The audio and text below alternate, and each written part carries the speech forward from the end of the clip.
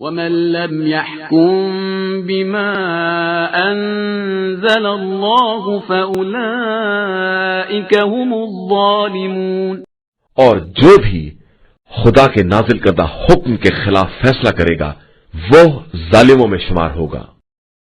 بسم اللہ الرحمن الرحیم، الحمدللہ رب العالمین وصلی اللہ علی محمد وآلہ الطاہرین۔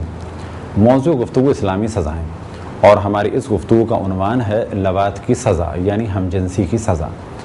اب ہم جنسی دو عنوان سے تصور کی جا سکتی ہے، کیونکہ ہم جنسی کے معنی ہے کہ مرد مرد کے ساتھ جنسی تعلق برقرار کرے یا عورت عورت کے ساتھ۔ عربی میں اگر مرد مرد کے ساتھ جنسی تعلق برقرار کرے تو اس عمل کو کہا جاتا ہے لواطت، اور اگر عورت عورت کے ساتھ اس عمل کو برقرار کرے تو اس عمل کو کہا جاتا ہے مصاحقہ۔ تو ہماری اس گفتگو کا عنوان ہے لواطت، یعنی اگر مرد مرد کے ساتھ جنسی گناہ برقرار کرے تو اس کی اسلام میں سزا ہے۔ یہ عمل کہ جو منسوب ہے قوم لوط سے، اور ایک روایت میں امام جعفر صادق علیہ السلام سے نقل ہوا کہ اللہ سبحانہ و تعالیٰ کے نزدیک مقعد کی حرمت، یعنی مقعد کے ذریعے یعنی پیخانے کے مقام کے ذریعے سے جو گناہ کیا جائے اس کی حرمت زیادہ ہے، وہ زیادہ شدید حرام ہے بنسبت اگلے مقام سے، یعنی خواتین کا جو اگلا مقام ہے اس کی نسبت مرد کے پچھلے مقام کی حرمت یعنی حرام ہونا زیادہ شدید ہے۔ اور پھر آپ نے دلیل کے طور پر ارشاد فرمایا کہ اللہ سبحانہ و تعالیٰ نے قوم کو ختم کر دیا مردوں کے عمل کی وجہ سے، جبکہ زنا کی وجہ سے اللہ سبحانہ و تعالیٰ کی جانب سے ایسا عذاب نہیں آیا کہ پوری قوم ختم ہو جائے۔ اور یہی وجہ ہے کہ لواط کی سزا اسلام میں زیادہ سخت ہے، اور جس طرح سے زنا میں الگ الگ سزائیں ہیں، لواط میں الگ الگ افراد کے لیے الگ الگ سزائیں نہیں ہیں۔ یعنی اگر لواط کرنے والا کنوارا ہو یا شادی شدہ ہو سزا ایک ہی ہے، جبکہ زنا کے لیے سزا میں فرق ہے کہ اگر زنا کرنے والا کنوارا ہے تو 100 کوڑے سزا ہے، لیکن اگر شادی شدہ ہے تو پھر اسے سنسار کیا جائے گا، اور اگر یہ زنا کرنے والے بیوی اور شوہر رکھتے تھے اور بڑھاپے میں زنا کریں تو پھر اس کی سزا کوڑے بھی ہے اور ساتھ میں سنسار بھی ہے۔ لیکن لواطت کی سزا ایک ہی ہے، یعنی چاہے شادی شدہ ہو اور چاہے کنوارا ہو، چاہے اس کی بیوی ہو یا نہ ہو، اور سزائیں بھی سخت ہیں۔ تلوار سے گردن کو جدا کرنا، یا دونوں ہاتھ پاؤں باندھ کے ایک بلند پہاڑ سے انہیں نیچے پھینک دینا۔ نمبر 3 انہیں جلا دینا، اور نمبر 4 سنسار۔ اور اسی طرح سے قول یہ ہے کہ ایک دیوار اس پر گرا دی جائے، اور اسی طرح سے سزا کی سختی کا اندازہ اس سے لگایا جا سکتا ہے کہ 2 سزائیں بھی جاری کی جا سکتی ہیں، کہ پہلے اسے قتل کیا جائے اور بعد میں جلا بھی دیا جائے، یہ بھی حاکم کے لیے جائز ہے۔ بس سزاؤں سے بھی واضح ہو جاتا ہے کہ اللہ سبحانہ و تعالیٰ کی نگاہ میں یہ عمل زنا سے زیادہ برا ہے۔ اتفاق سے ان موضوعات پر گفتگو نہیں کی جاتی، البتہ اس قسم کے موضوعات کے ساتھ ہم اس چیز کو کلیئر کر دیتے ہیں کہ یہ گفتگو بالغ افراد کے لیے ہے، اور اسی طرح سے ان موضوعات کو کیبل سے نہ چلایا جائے، کیونکہ بعض موضوعات ایسے ہیں کہ جس سے بچے بگڑ جاتے ہیں۔ البتہ اس میں شک نہیں کہ بے قدر ضرورت ان موضوعات کو بچوں کے سامنے بھی پیش کیا جائے تاکہ انہیں کوئی گناہ کی جانب دعوت نہ دے، اور اگر دعوت دے تو وہ غضب خداوند تبارک و تعالیٰ سے ڈریں۔ بس جس طرح سے یورپ میں سیکس ایجوکیشن کے نام پر آخرت سے نہیں ڈرایا جا رہا، گناہ سے نہیں ڈرایا جا رہا، بلکہ در حقیقت وہاں وہ یہ بتاتے ہیں کہ ایسا کوئی کام نہ کرو کہ جس سے بیماری لگے یا بچے کی ولادت کا سبب بنے۔ لیکن اسلام اسے پسند کرتا ہے کہ بچوں کو ان چیزوں کے بارے میں بتایا جائے تاکہ وہ گناہ سے بچیں۔ لیکن ان چیزوں کو بتانے میں بھی شرم و حیا کو مد نظر رکھنا چاہیے، تاکہ گفتگو بجائے تربیت کے تخریب کا سبب نہ بنے، بگاڑنے کا سبب نہ بنے۔ بس اسلامی جتنے بھی موضوعات ہیں بعض دفعہ کنایتاً ان میں بعض موضوعات کو ڈسکس کیا جاتا ہے، لیکن ہدف یہ ہوتا ہے کہ ان موضوعات کو ڈسکس کیا جائے تاکہ معاشرے میں بگاڑ نہ ہو۔ بس یہ بھی ضروری ہے کہ ان موضوعات کو ڈسکس کیا جائے۔ بس ایک مثال ہم بعض دفعہ بعض لیکچرز میں دے چکے کہ بعض موضوعات وہ ہیں کہ جنہیں 1400 سال پہلے قرآن میں اللہ سبحانہ و تعالیٰ نے بیان فرمایا اور رسول اللہ صلی اللہ علیہ وسلم نے اور ائمہ اہل بیت علیہم السلام نے ارشاد فرمایا، لیکن آج ہم ان موضوعات کو پبلک میں ڈسکس نہیں کرتے، جبکہ ان موضوعات کو ڈسکس کرنا بہت ہی ضروری ہو چکا ہے۔ آج گناہ عام ہو رہے ہیں لیکن ان موضوعات کو ڈسکس نہیں کیا جاتا۔ بس جتنی شدت سے گناہ پھیل رہے ہیں اتنی ہی شدت سے ضرورت ہے کہ اللہ سبحانہ و تعالیٰ کی تعلیمات کو بیان کیا جائے، تعلیمات اسلام کو بیان کیا جائے، جو اللہ سبحانہ و تعالیٰ نے ان کاموں کے لیے سزا معین کی ہے انہیں بیان کیا جائے، جو آخرت میں ان کاموں کے لیے عذاب ہے اسے بیان کیا جائے۔ بس پہلی سزا ہے لواط سے متعلق، یعنی لواطت سے متعلق ہم جنسی یعنی مردانہ ہم جنسی، یعنی وہ عمل کہ جس کو نسبت دی جاتی ہے گیس سے۔ اس عمل کی سزا جو آپ کی خدمت سے پہلے بیان کی کہ قتل ہے، کہ تلوار سے وار کیا جائے اور اتنا شدید وار ہو کہ ایک ہی وار میں کام تمام ہو جائے، بس چھوٹا موٹا وار نہ ہو کہ ہلکی سی تلوار پھیر دی۔ نمبر 2 زندہ آگ میں جلا دیا جائے۔ نمبر 3 ہاتھ اور پاؤں باندھ کے ایک بلند پہاڑ سے پھینک دیا جائے۔ نمبر 4 سنگسار، اور نمبر 5 کہ جو بعض جگہ بیان ہوئی، بعض روایتوں میں بیان ہوئی کہ ایک بڑی دیوار گرا دی جائے۔ اب یہ دیوار کوئی چھوٹی موٹی دیوار نہیں، لیکن ان تمام سزاؤں کا ہدف یہ ہے کہ موت واقع ہو جائے، اور ساتھ میں یہ بھی جائز ہے کہ بعد میں جلا دیا جائے۔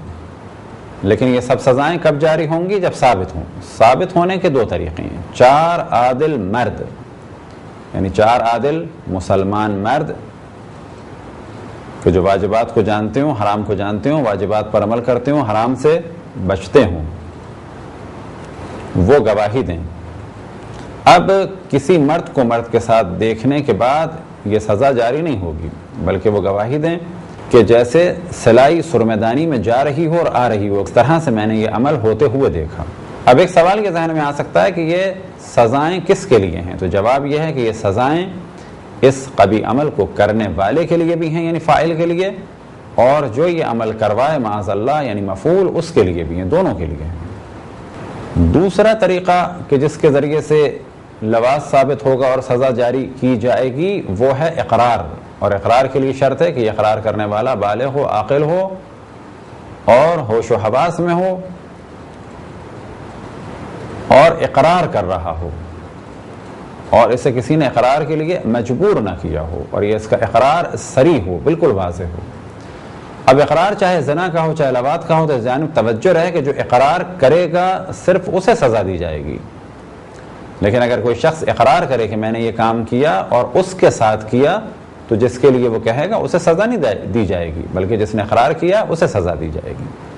اب یہ سزا ہے اس شرط پہ کہ یہ عمل مکمل طور پہ انجام پائے، کہ جس کی مثال فقہ میں دی جاتی ہے کالمیل فی المکھلا، جس طرح سے سلائی سرمےدانی میں آ رہی ہو اور جا رہی ہو، اس طرح سے اگر یہ عمل انجام پائے تو سزا ہو۔ لیکن اگر اس طرح سے نہ ہو تو پھر لواط کی یہ سزا جاری نہیں ہوگی، یعنی یہ سزا نہیں دی جائے گی، بلکہ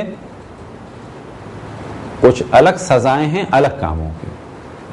لہذا فقہ میں کچھ مراجع الزام لواط ہی کے ضمن میں 2 اور ٹاپک کو بیان کرتے ہیں، اور کچھ مراجع الزام الگ الگ بیان فرماتے ہیں۔ وہ 2 ٹاپک بھی ہم ساتھ ہی بیان کر دیتے ہیں کیونکہ آپس میں ان کا ریلیشن ہے۔ ان میں سے ایک ہے موضوع جسے کہا جاتا ہے تقبیل، یعنی بوسہ لینا۔ بس اگر ایک شخص کسی بچے کا یا ایک مرد کسی مرد کو شہوت سے بوسہ لیتا ہے اور یہ ثابت ہو جائے گواہوں کے ذریعے سے، تو اس بوسہ لینے والے پر تعزیر جاری ہوگی. لیکن اگر یہ احرام کی حالت میں ہو اور کسی کا بوسہ لے تو اسے 100 تعزیانے مارے جائیں گے. روایتوں میں نقل ہوا ہے کہ روز قیامت اس کے منہ میں آگ کا لگام ڈالا جائے گا. دوسرا عمل کہ جسے بعض فقہا الگ چیپٹر کے ضمن میں بیان فرماتے ہیں اور کچھ فقہا لواتی کے ضمن میں بیان فرماتے ہیں، اور ہم اسے اسی موضوع کے ضمن میں بیان کر رہے ہیں، وہ ہے تفخیذ. یعنی مکمل طور پہ جنسی تعلق برقرار نہیں کیا کسی مرد نے کسی مرد کے ساتھ، بلکہ اپنی جنسی خواہشات کو پورا کیا کسی کے جسم کے کسی حصے میں، مثال کے طور پہ ران یا کولے میں. اس عمل کو کہا جاتا ہے تفخیذ، لیکن اس کی بھی سزا ہے، اور اس کی سزا ہے 100 کوڑے. ثابت کیسے ہوگا؟ ثابت ہوگا 4 گواہوں کے ذریعے سے یا اقرار کے ذریعے سے. اس جانب پھر توجہ دلائیں کہ یہ عمل بلا شک ایک بدترین عمل ہے، اور اس عمل کی وجہ سے اللہ سبحانہ و تعالیٰ نے عذاب نازل کیا. اور پھر ہم اس جانب توجہ دلائیں کہ ممکن ہے کہ بعض لوگ ہمارے ان موضوعات کو ڈسکس کرنے کی وجہ سے اعتراض کریں، تو ہم صرف یہ جواب دیں گے کہ ہم بھی یہ نہیں چاہتے کہ اس موضوع کو بچیوں کے سامنے بیان کیا جائے یا ان افراد کے سامنے بیان کیا جائے کہ جن کو اس کی ضرورت نہیں ہے. لیکن اللہ سبحانہ و تعالیٰ نے ان موضوعات کو 1400 سال پہلے رسول اللہ صلی اللہ علیہ وسلم اور اہل بیت علیہ السلام اور قرآن کے ذریعے سے بیان کیا، اور حتیٰ ان سے پہلے انبیاء علیہ السلام کی زبان سے بیان فرمایا.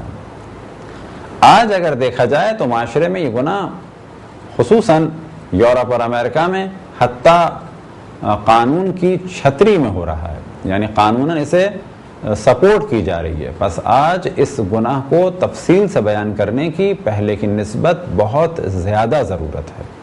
تخفیف کی سزا ہم نے بیان کی کہ 100 کوڑے ہے، لیکن اگر یہ 4تھی دفعہ انجام پائے، اور بعض فقہا فرماتے ہیں 3ری دفعہ انجام پائے، تو پھر اسے قتل کیا جائے گا. اسی طرح سے ایک موضوع ہے کہ اگر 2 مرد برہنہ ایک چادر یا لحاف کے نیچے ہوں، تو اگر یہ مجبوری کی وجہ سے ہے تو کوئی سزا نہیں ہے. یعنی فرض کریں کہ ان کے پاس لباس نہیں تھا یا بارش وغیرہ کی وجہ سے وہ لباس گیلا ہو گیا تھا، اور اس لباس کو انہوں نے سوکھنے کے لیے ڈالا، اور اس دوران ایک چادر یا کوئی چیز تھی تو اسے وہ اوڑھ کے بیٹھ گئے یا سو گئے. تو یہ موضوع بھی ڈیپینڈ کرتا ہے اقرار پر ان کے. بس اگر 2 مرد انکار کریں تو ان پر سزا جاری نہیں ہوگی، لیکن اگر وہ اقرار کر لیں یا بعض جنسی کام انجام دیتے ہوئے 4 عادل مرد انہیں دیکھیں تو اس کے بعد ان پر بھی سزا جاری ہوگی. البتہ حد نہیں بلکہ تعزیر، یعنی ان کی تنبیہ کی جائے گی. اگر ان میں سے کوئی بھی کام کوئی بالغ شخص کسی نابالغ کے ساتھ کرے تو بالغ پر حد جاری ہوگی، لیکن نابالغ پر تعدیب ہوگی، یعنی اس کو تنبیہ کی جائے گی. لیکن اگر وہ اتنا چھوٹا ہے کہ اس کو پتہ ہی نہیں ہے کیا ہو رہا ہے تو پھر اس کی تنبیہ بھی نہیں ہوگی. لیکن اگر اسے معلوم تھا اور رغبت سے اس نے اس کام کو کیا یا کروایا تو پھر اس کی تعدیب ہوگی، یعنی اس کو قاضی حکم دے گا کہ اسے کچھ مارا جائے، اس کو تنبیہ کی جائے تاکہ وہ اس کام سے بچے. اور بلا شک اسی تنبیہ میں اس بچے کی حفاظت ہو سکتی ہے اور اسے برے کاموں سے روکا جا سکتا ہے. یہ تھی ایک مختصر سی گفتگو لواط اور اس سے ملحق بعض مسائل کے بارے میں. خداوند تبارک و تعالیٰ سے دعا ہے کہ بحق محمد وآل محمد ہمیں اپنے رسول اپنے حجتوں خصوصاً امام زمان علیہ السلام کی معرفت اور اطاعت کی توفیق عطا فرمائے. وصلی اللہ علی محمد وآلہ الطاہرین.